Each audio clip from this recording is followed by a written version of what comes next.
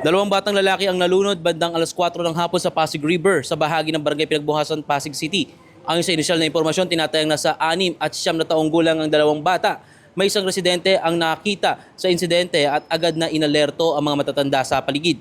Dalawang magkapatid na lalaki na kinilalang sina Kelly at Kenneth ang mabilis na tumulong at nagligtas sa dalawang bata mula sa ilog. Sige. Kanina pong alas 4 ng hapon nakatanggap po ang action line ang Pinagbuhatan Action Center na meron pong report na nalunod na bata dito po sa Apindan River, Pasig River, dito po sa Gahit Acacia. So, nung nag-responde po yung mga tauhan natin at sinubukan po na hanapin, i-rescue yung mga tao na yon at inabot din po sila na halos 1 oras.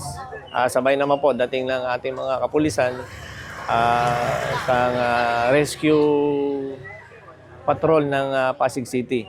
Malaking bagay po yung dalawang lalaking taga rito na tumulong para ma-recover yung dalawang bata. Agad namang sinugod ng mga biktima sa Prime Hospital, ang pinakamalapit na hospital sa lugar ng insidente. Sa ngayon, nasa critical na kondisyon ang dalawang bata at patuloy na inoobserbahan ng mga doktor. Wala po, may nakapagsabi lang po sa amin. Kaya pumunta kami dito sa pinangyarihan ng nalunod. Bakit naman naglakas loob na kayong sinisid? Kabisado naman po namin yung ilog eh. At araw-araw naman kami naliligo dyan. Hindi na kayo dalawang isip. Hindi na po. Niligtas yun yung dalawang. Na nakakaawa din po eh. Dalawang bata po po nalunod. Ano po ang sa isip nyo habang nililigtas yung dalawang bata? Bahala na po. Bahala na. Basta makuha lang yung dalawa. Ayon sa opisyal ng barangay Pinagbuhatan, hindi residente ng barangay ang dalawang bata at wala silang anumang dalang pagkakakilanlan. Hindi rin patiyak ang kanilang edad at pangalan at ang pagtatayang edad ay base lamang sa kanilang pisikal na anyo. Dahil dito nanawagan ang pamahalang barangay sa mga magulang o kamag-anak ng dalawang bata na makipag-ugnayan agad sa barangay o sa Prime Hospital.